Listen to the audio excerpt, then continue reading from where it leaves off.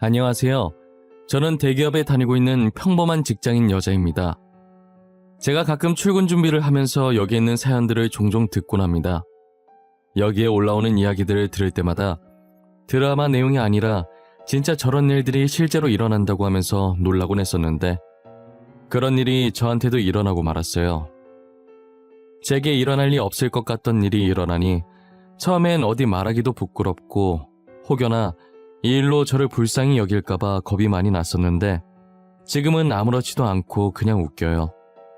이미 제 주변 사람들은 알고 있는 내용이지만 여러분들께도 드라마 보는 것이라 치고 한 번쯤은 들려드리고 싶어서 이렇게 사연을 적게 되었어요. 저는 제가 세상에서 가장 사랑하는 사람과 가장 증오하는 사람한테 배신을 당한 사람이에요. 여러분들도 어쩌다 제가 이 둘한테 배신을 당했나 싶으시겠지만 아마 제 얘기를 들어보시면 배신을 당한 게 아니라 쓰레기 청소 한번 시끄럽게 했네 라는 생각이 드실 거예요. 저한테는 부모님만큼이나 사랑하고 소중한 남편이 있었어요. 저희의 첫 만남은 번화가에 자리한 분위기 좋은 카페였어요. 저는 한때 이력서며 자기소개서며 한창 취업 준비하느라 바쁠 때가 있었는데요. 늘 부모님의 잔소리를 피해서 카페로 도피해 시원한 커피를 한 잔 시킨 후 제일 구석진 자리에서 노트북을 켜고 머리를 잡아뜯으며 열심히 무언가를 작성하고 있었어요. 작성한다기보다는 적었다 지웠다 그 두 가지만 반복하고 있었죠. 그렇게 저는 시간이 가는 줄도 모르고 카페에서 자기소개서를 작성하고 있다가 커피잔을 들었는데 언제 다 마셨는지 커피가 없더라고요. 다시 사러 가기 귀찮아서 계속 앉아있다가 커피 없다는 걸 까먹고 헛손질을 몇 번이나 했던 것 같아요. 헛손질을 4번째 정도 했을 때쯤 다시 무의식적으로 커피를 들려고 하니 누군가 제 컵을 낚아채고선 새로운 커피를 제 손에 잡아주시더라고요. 빈잔을 지금 몇 번이나 잡는 거예요. 자꾸 빈잔 들지 말고 이거 드세요. 컵 보니까 아이스 드신 것 같아서 똑같이 아이스로 샀어요. 좋아하는 커피인지는 모르겠지만. 아, 감사합니다. 카운터까지 가기가 귀찮아가지고 새로 안 샀는데 무의식적으로 손이 잡나봐요. 계좌 알려주시면 제가 커피값 보내드릴게요. 됐어요. 커피값은 무슨. 저 심부름한 거 아니거든요. 취업 준비하시나봐요? 아, 자기소개서 작성하고 계시길래. 이런 질문 실례인가? 실례 아니에요. 커피도 사주셨는데요, 뭘. 대기업으로 취업 준비 중인데 좀 힘드네요. 아무리 머리를 잡아 뜯어도 글이 잘 써지지가 않아요. 혹시 도움이 될지는 모르겠는데 한 번만 봐도 될까요? 제가 왕년에 자기소개서 정말 잘 적었거든요. 친구들도 저한테 부탁하고 그랬었어요. 저는 남편의 도움으로 자기소개서를 작성할 수 있었고 거기에 커피까지 얻어 마셔서 계속 신세만 지고 있는 것 같아 제가 남편에게 저녁을 사주기로 했어요. 이런저런 얘기를 나누다 보니 취미도 비슷하고 통하는 것도 많더라고요. 어쩌다 번호 교환까지 하게 됐고 남편이 도와준 자기소개서로 합격하게 되면 연락 주겠다고 했어요. 그런데 정말 그 자기소개서로 제가 그토록 가고 싶어 했던 대기업에 합격을 한 거예요. 합격 통지를 받자마자 남편한테 전화해서 기쁜 마음을 함께 나눴죠. 그렇게 첫 만남 후 다시 만난 건 제 월급날이었어요. 첫 월급을 받고 제일 먼저 남편에게 감사하다고 비싼 밥을 대접하고 싶었거든요. 다시 만난 남편은 처음 봤을 때보다 더 잘생겨졌고 옷도 엄청 차려입고 왔더라고요. 카페에서 봤을 땐 간단하게 후드티랑 청바지를 입고 있었는데 이번엔 세미 정장을 입고 나왔어요. 세미 정장을 입은 남편의 모습을 보니 순간 제 심장이 아플 정도로 뛰기 시작하는 거예요. 저는 혹시나 심장 뛰는 소리를 들킬까봐 조마조마하고 있는데 그걸 아는지 모르는지 남편은 해사하게 웃으면서 작은 꽃을 내밀더니 제게 축하한다고 말해주더라고요. 저는 남편에 대한 제 마음이 들킬까봐 괜히 일부러 툴툴거렸어요. 고맙네요. 근데 오늘 왜 그렇게 차려입고 나오셨어요? 낮에 선이라도 보고 오셨어요? 이렇게 차려입으시니까 카페에서 봤을 때랑은 좀 분위기가 다르네요. 왜요? 더 남자다워지고 더 잘생겨져서 설렜어요? 오늘 고백하는 날이라 차려입어봤어요. 여자가 봤을 땐 어때요? 이 복장으로 고백하는 거 괜찮아요? 아니면 좀 오버했나? 뭐 깔끔하고 단정한 게 괜찮네요. 고백하셔야 하는데 옷에 음식 냄새 배어서 어때요? 고백하고 오시지. 아니다. 고백하고 오면 내가 여자니까 아무래도 상대방이 싫어하지. 하긴 옷에 음식 냄새 배어오면 싫어하겠죠? 그쵸? 나중에 산책로 걸으면서 고백하려고 했는데 안 되겠다. 그냥 지금 해야겠다. 지금이요? 여기서요? 뭘 어떻게... 설마 전화나 문자로 하겠다는 거예요? 전화랑 문자 고백 그거 진짜 최악이에요. 고백은 상대방 얼굴을 직접 보고 해야지. 지금 뭐 하세요? 남편이 제게 고백할 사람이 있다길래 순간 남편에게 잠깐 마음이 갔던 제 자신한테 괜히 화가 나서 더 툴툴거리게 되더라고요. 그런데 갑자기 남편이 제게 목걸이가 담긴 액세서리 케이스를 슬쩍 들이미는 거예요. 이건 뭔데요? 목걸이? 이쁘네요. 그래서 이 목걸이가 뭐 어쨌는데요?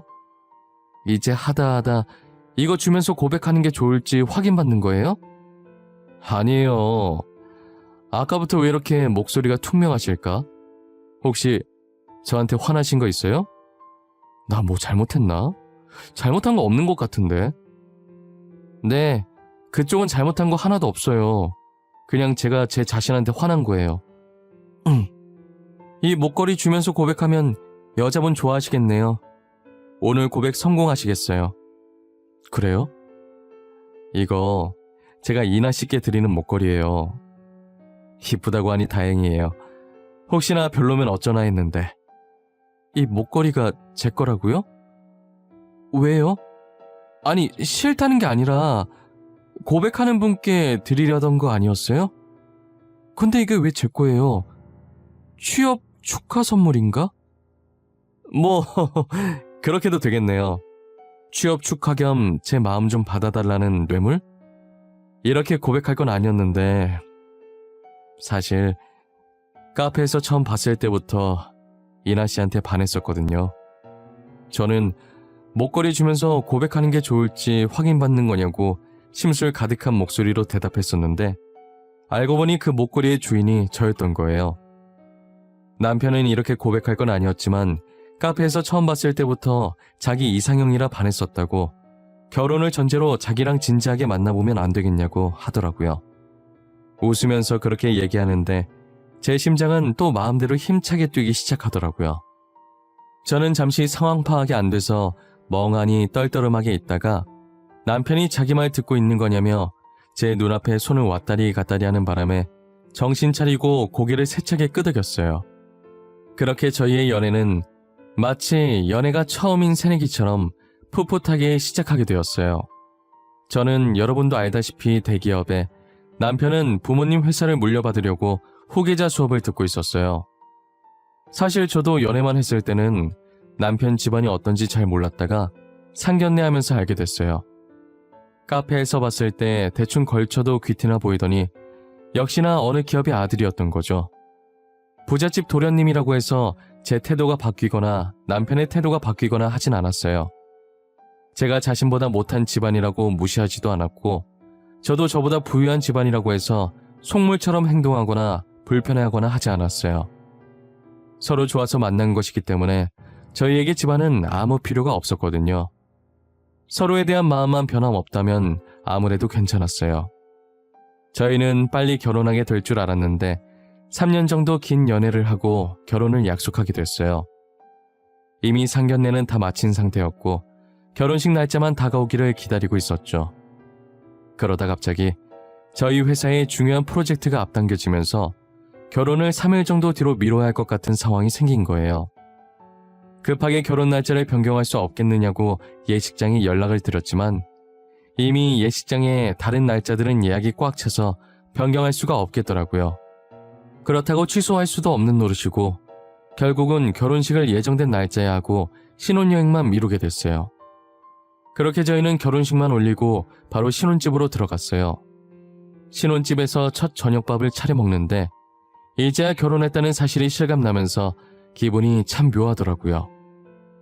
같은 식탁에서 앉아서 색만 다른 수저를 들고 똑같은 그릇에 담긴 밥을 먹으니 이게 신혼이구나 싶었고, 사람들이 왜 이렇게까지 결혼을 하고 싶어 하는지 이제야 좀 알 것 같았어요.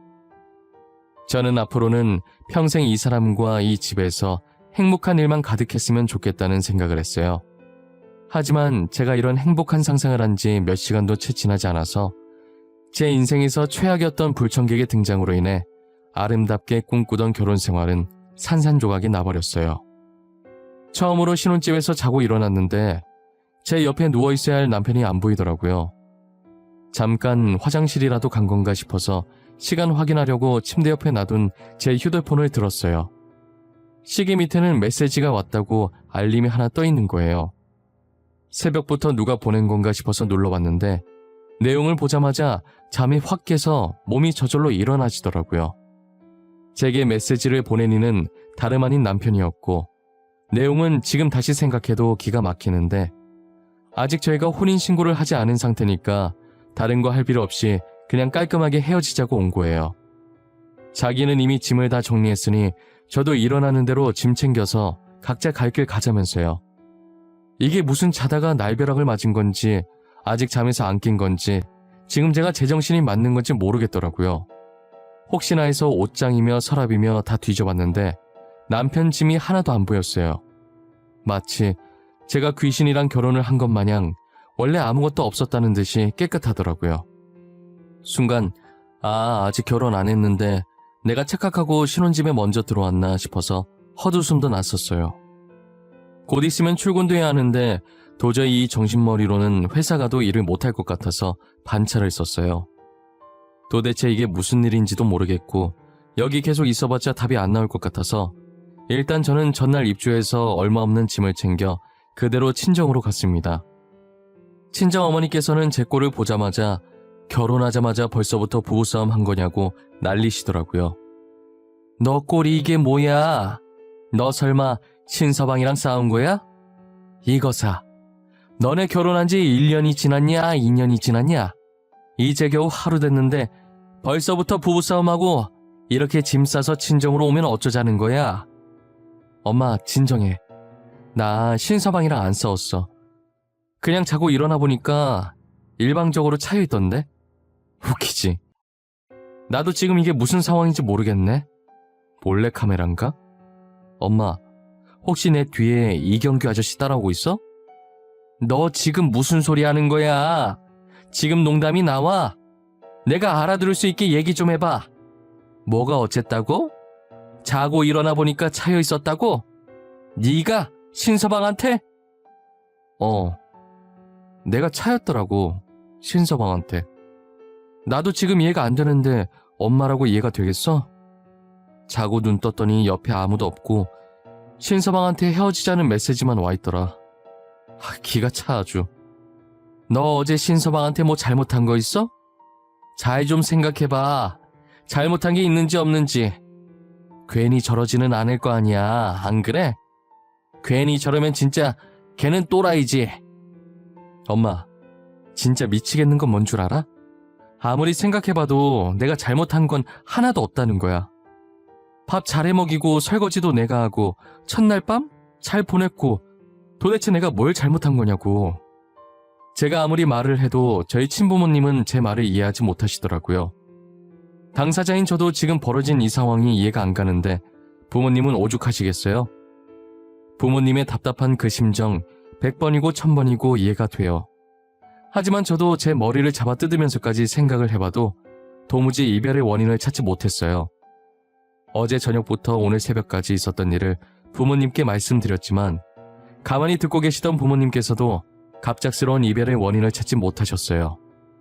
헤어질 땐 헤어지더라도 도대체 저희가 왜 헤어져야 하는지 이유라도 알고 싶어서 남편에게 전화를 해봤는데 일부러 제 전화를 피하는 건지는 몰라도 한 번을 안 받는 거예요. 진짜 이 정도 전화를 걸었으면 한 번 정도는 받을 만도 한데 계속 안 받으니 미치겠더라고요. 결국 저는 답답한 마음에 숨어버린 남편을 직접 찾아보려고 남편네 회사로 나서게 됐죠. 부사장님네 사모님 아니세요? 어제 결혼식에서 뵀던 것 같은데. 그런데 사모님께서 여기는 어쩐 일이세요? 아, 오늘 저희 대표님 만나러 오신 거예요? 아니요, 남편 보러 왔어요. 혹시 남편 회사에 안 왔나요? 지금 새벽에 나가서 아직까지 연락도 안 되고 혹시나 회사에 무슨 일이 생긴 건가 걱정돼서 와봤어요. 부사장님, 이번 주는 결혼식에다 애매하게 신혼여행 껴서 아예 쭉 연차 쓰시고 회사에 안 계세요. 아까 저희도 일 때문에 전화를 드렸었는데 연락이 안 되긴 하던데 혹시 잠시 친구 만나러 가신 거 아니에요? 아, 그래요? 고마워요. 제가 바쁜 사람 너무 잡고 있었네요. 미안해요. 하던 일 계속 봐요. 혹시라도 남편 연락되면 저한테 전화 좀 해달라고 해주세요. 부탁드릴게요. 진짜 미안해요. 저는 결국 그날 남편 머리카락 한 올도 보지 못하고 바로 회사로 출근했어요. 그리고 그 주 내내 폰만 들여다봤지만 남편에게 연락이 단 한 번도 오지 않았죠. 그 다음 주에 제가 다시 회사로 찾아가니 웬 모르는 여자랑 팔짱을 끼고 웃고 있는 거예요. 사람을 일주일간 피말리게 해놓고 자기네 실실 웃고 있는 모습을 보니 피가 거꾸로 솟는 기분이더라고요. 저는 지금 누가 보던지 말던지 신경 쓸 상황이 아니라서 그대로 남편에게 직진해서 소리쳤어요. 지금 나랑 뭐 하자는 거야? 너는 나한테 달랑 문자 하나 보내놓으면 끝이야? 야, 설명을 해보라고. 지금 이게 무슨 상황인지 당장 설명하라고. 이나야, 내가 다 설명할게. 그러니까 여기서 이러지 말고 우리 나가서 얘기하자. 어? 여기는 보는 눈도 많고 봐봐, 지금도 저렇게 우리 쳐다보고 있는 사람들이 있잖아. 지금 네 행동이 쪽팔린 줄은 아나 보지? 나 절대 안 나가. 내가 왜 나가? 그냥 여기서 말해. 내가 지금 네 체면까지 생각할 상황이야? 회사 다 엎어버리기 전에 말해! 알겠어, 말할게. 사실 내가 2달 전에 아주 잠깐 권태기가 와서 만난 여자거든. 진짜 딱 한 번 실수했는데 임신이 되어버려서 어쩌겠어. 내 애인데 내가 책임져야지. 안 그래? 뭐? 지금 이 여자가 뭐를 했다고? 임신? 방금 임신이라고 했어? 이게 진짜 미쳤나? 야! 그때 결혼 날짜 잡은 후잖아. 이놈이 결혼 날짜까지 잡아놓고 이 짓거리를 해? 이거 아주 제정신이 아니네?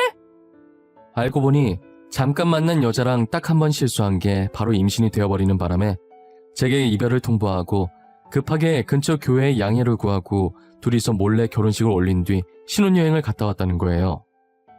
누구는 일주일간 피말렸는데 누구는 결혼식에 신혼여행까지 야무지게 갔다 오고 이게 드라마도 아니고 실제로 일어날 수 있는 일이냔 말이에요. 가만히 듣고 있자니 현실은 제가 무엇을 상상하든 제 상상보다 그 이상이더라고요.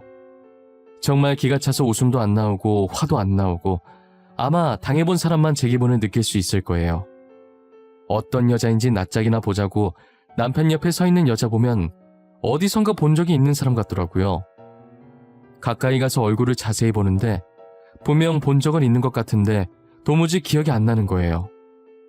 그러다 상간녀가 남편에게 가자면서 웃는데 목소리 듣자마자 누군지 딱 알겠더라고요. 어이, 잠깐. 내가 전현 어딘가 많이 낯익다 했는데 너 정미숙 아니냐? 아, 맞다. 이름 촌스럽다고 바꿨었지 참. 정미진 맞지? 땡땡 고등학교 정미진 맞잖아. 오랜만이네, 유인아. 이렇게 만날 줄은 꿈에도 몰랐는데 어떻게 여기서 다 만나니? 너는 변한 게 하나도 없구나. 몇 년 만에 만나도 여전해, 그 성질머리는. 나 누군지 알았으면서 한 거야? 너도 여전하네, 뻔뻔한 거는. 너 근데 진짜 소문대로 다 뜯어 고쳤네? 순간 누군지 못 알아볼 뻔했잖아.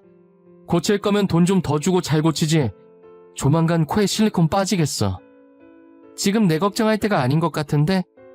너 이제 남편한테 버림받은 거 소문 다 났겠다. 쪽팔려서 고개를 어떻게 들고 다니니? 나 같으면 쥐구멍이라도 찾아서 들어가겠어. 남의 남자 뺏은 너도 고개 잘 들고 다니는데 나라고 못 들고 다닐 이유 없지 않아? 내가 무슨 죄를 지었다고 고개를 숙이고 다녀? 지은 죄도 없는데 더 당당하게 다녀야지. 그래, 역시 유이나답네. 자존심 없으면 시체인 너다운 대답이야. 멋있다, 야. 그럼 고개 들고 잘 다녀봐. 그게 얼마나 갈 수 있을지 모르겠지만 말이야. 정미숙, 지금 다들 너한테 사모님 하면서 웃어주니까 네가 진짜 사모님이라도 된 것 같지?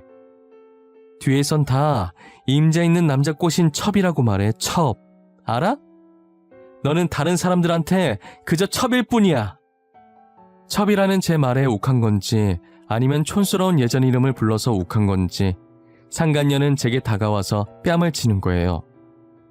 평소에 피부가 약해서 조금이라도 까슬까슬한데 긁히면 바로 상처가 나는 타입이었는데 입술이 살짝 터지고 상간녀의 손톱에 살짝 스쳐서 볼에 긁힌 상처가 생겼더라고요.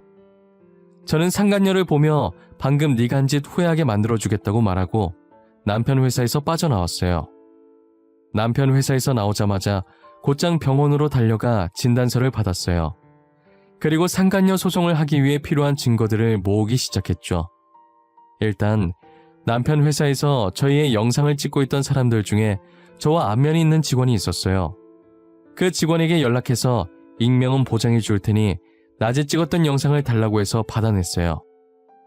저희가 결혼을 했었다는 내용과 결혼 후 제게 무작정 이별을 통보한 것, 바람핀 것, 그리고 상간녀가 제 뺨을 친 것까지 모조리 다 들어있더라고요. 이것을 나중에 소송할 때 증거 영상으로 쓰기 위해서 따로 저장해놨어요. 사실 그 상간녀는 제 고등학교 동창이었고 저랑 친한 사이는 아니었어요. 학창 시절에도 친구들의 남자친구를 뺏고 다니기로 유명했던 애였어요. 심지어 제 남자친구도 몇 번이나 그 애한테 빼앗긴 전적이 있었고요. 저는 그때 이후로 상간녀를 극도로 증오하고 있었죠. 학창 시절에도 그렇고 지금도 그런 것 같고 상간녀는 유독 저한테 열등감을 느꼈었어요. 예쁜 이름도 부러웠고 행복해 보이는 부모님도 부러웠고 하물며 만나는 남자마다 다정했으니 지금 생각해보면 제게 이름과 부모님을 뺏을 수는 없어서 남자를 뺏어왔던 것 같아요. 그런데 이번에 남편까지 뺏고 있으니 이대로 가만히 있을 수가 없겠더라고요. 저는 이 일을 동창들에게 말했는데 동창들도 그동안 골치 아팠던 일이 있었던 거예요. 그 상간녀 때문에 이혼한 동창도 2명 정도, 이제 저 포함해서 3명이 있더라고요. 이것도 우연의 일치였는지는 모르겠는데 이혼한 친구들이 저랑 절친한 사이였어요. 남편 외도 알아차렸을 때 어떻게 했냐고 물어보니까 이미 이혼하고 나서 상간녀가 있었다는 사실을 알아차려서 아무것도 할 수 없었다고 하더라고요. 그러다 한 친구가 다짜고짜 저한테 제 SNS 계정이 공개인지 비공개인지 물어보더라고요. 알고 보니 상간녀가 저희 SNS 계정을 타고 들어가서 남편들한테 접근을 했던 거예요. 다른 친구들 계정을 통해 계속 이 계정 저 계정 타고 들어가는 방법으로요. 제가 비공개하는 방법을 몰라서 만들어 놓은 상태 그대로 쓰고 있다고 했더니 아마도 같은 방법으로 남편한테 접근했을 가능성이 크다고 하더라고요. 저는 친구들에게 혹시 뒤늦게 상간녀였던 거 알게 된 증거 있냐고 물었더니 아마 가지고 있을 거라고 하면서 휴대폰을 뒤져보는데 다행히 증거들이 있더라고요. 지금 상간녀 소송 준비 중이라고 어쩌면 필요할 수도 있을 것 같아서 일단 증거 사진들을 달라고 부탁했어요. 친구들은 흔쾌히 제게 증거 사진들을 넘겨주었죠. 저는 친구들에게 받은 증거들을 남편한테 보냈어요. 보내고 얼마 지나지 않아서 전화가 오더라고요. 지금 나한테 뭘 보내는 거야? 이 사진들이 도대체 뭐 어쨌는데 나한테 협박하는 거야? 도대체 원하는 게 뭐야? 지금 내가 너한테 협박하는 걸로 보여? 하루라도 더 빨리 정신 차리라고 보내주는 거야. 내가 보내준 사진들이 지금 네랑 결혼한 그 여자의 실체야. 알아? 이게 다 그 여자가 저지른 짓들이라고? 거짓말 치지 마. 아니야, 그럴 리 없어. 미진이 그런 애 아니야. 너가 뭔가 오해하고 있는 거야. 내가 전에 네 회사 찾아갔을 때 못 봤어? 너도 다 봤잖아. 지금도 봐. 나한테서 너 뺏어갔잖아. 걔 원래 그런 애야. 친구 남자 뺏고 다니는 그런 애라고. 알겠어? 남편은 처음에 제가 잘못 알고 있는 게 분명하다고 제가 보내준 사진들을 믿지 않는 거예요. 제 말은 못 믿겠다고 상간녀한테 직접 확인해야겠다며 전화를 끊어버렸죠. 당사자한테 직접 확인을 한 것인지 다음날 되니까 저희 집에 찾아와서 무릎 꿇고 있더라고요. 잘못했다고, 제가 한 말이 다 맞았다고, 다시는 이런 일 없을 거라고 한 번만 용서해달라고 하는 거예요. 친정 부모님은 그 모습을 보고 노발대발 난리도 아니었죠. 저는 그 사진들을 본 상간녀 반응이 더 궁금하더라고요. 그래서 상간녀가 뭐라고 했는지 물어봤더니 상간녀는 제가 했던 것처럼 여전히 뻔뻔하게 나왔죠. 그 증거 사진 속에 있는 여자 자기 맞다고, 자기가 그랬다고, 그래서 이제 어쩔 거냐고 그랬다는 거예요. 계속 뱃속에 있는 아이 얘기를 꺼내면서 결혼 못 모른다고 했다더라고요. 남편은 이제 뱃속에 있는 아이가 자기 아이가 맞는지도 의심스럽다는 거예요. 저 같아도 저러고 다니는데 의심 안 할 수가 없었죠. 상간녀는 애초에 제 남편에게 사랑이란 감정은 없었고 오직 돈만 보고 접근한 거예요. 이제 와서 용서해달라고 울고 있는 남편이 너무 한심해 보였고 앞으로는 제 눈앞에 나타나는 일이 없었으면 좋겠다는 생각이 들었어요.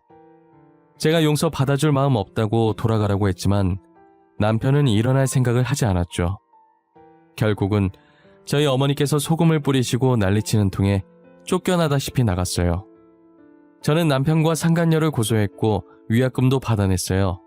그리고 상간녀를 폭행죄로도 고소해서 얼마 전에 재판이 끝났는데 초범이기도 하고 상처가 그렇게 깊지 않아서 벌금으로 끝났더라고요.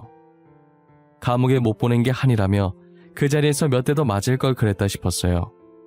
나중에 동창들한테 우연히 그 둘 소식을 듣게 됐는데 상간녀는 지금 아무것도 안 하고 전 남편 등에 빨대 꽂고 살고 있다고 하더라고요.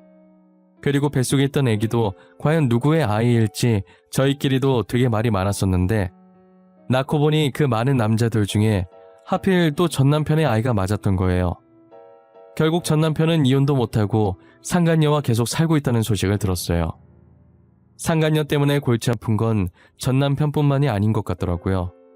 시댁 식구들도 만만치 않게 골머리를 썩이고 있는 것 같았어요. 아무것도 안 하는 상간녀가 시댁 식구들보다 돈을 더 많이 쓰고 다니고 있거든요. 상간녀의 사치는 아무도 말릴 수 없었고 사람이 뻔뻔하기도 그렇게 뻔뻔할 수가 없으니 아무래도 상간녀가 제 발로 이혼한다고 하기 전까진 시댁은 계속 지옥일 거예요. 저는 엄청나게 쌓인 청소를 드디어 끝마치고 청소하며 흘린 땀을 싹 씻은 기분이에요. 10년 묵은 채증이 내려갈 때도 아마 이보다 상쾌할 순 없을 거예요. 처음 헤어지자는 통보를 받았을 땐 참 어처구니 없고 이런 일이 내게도 벌어지는구나 했었는데 이렇게 지금 글 적으면서 다시 생각해보니 좀 웃기기도 하네요. 앞으로 저를 소개할 때 돌싱이라고 말하기도 민망한 결혼기간이에요. 저처럼 결혼한 지 고작 몇 시간 만에 이혼당한 사람이 또 있을까요? 벌써 제가 전 남편과 이혼을 한 지 몇 년이라는 시간이 흘렀네요. 그 사이 저는 전 남편보다 훨씬 좋은 남자를 만나 결혼을 했어요. 제 인생에 결혼이 다시 오려나 했는데 결국은 이렇게 다시 오더라고요. 그리고 지금 남편을 만나면서 오히려 더 승승장구하는 기분이에요. 남편과 결혼 후 바로 중요한 프로젝트가 있었는데 성공리에 잘 끝나서 승진도 했거든요. 이틀 전에는 제 뱃속에서 꿈틀거리고 있는 귀여운 생명체도 발견하게 됐답니다. 그래서 어제부터 남편이 저보고 편히 쉬라면서 혼자서 집안일을 다 하고 있어요. 제 남편이 모두가 알아주는 팔불출 남편이거든요. 저는 정말 더도 말고 덜도 말고 이대로만 계속 간다면 정말 더 이상 소원이 없을 것 같아요. 지난 과거들은 모조리 잊어버리고 앞으로 지금의 남편과 아이와 함께 행복할 생각만 하려고요. 여러분들도 제 사연처럼 어이없게 이혼 혹은 파혼당하신 분들이 계시다면 댓글로 남겨주세요. 어디에 내놓기도 부끄러운 이야기들을 저희끼리만 몰래 여기에 적어놓고 훌훌 털어버리자고요. 결혼이 인생의 전부도 아니고 그렇다고 이혼했다고 인생이 끝나는 것은 아니니 결혼에 실패했다고 주눅들지 마시고 저처럼 당당하게 살아갈 수 있길 바래요. 이혼을 하든 파혼을 하든 그것은 제2의 인생이 시작된 거라고 그렇게 긍정적으로 생각하며 살아보자고요. 인생의 주인공은 자기 자신이니 남들 눈치 보지 말고 본인이 하고 싶은 대로 하고 사셨으면 좋겠어요. 세상에 반은 남자고 여자인데 제 짝 하나가 없을까요?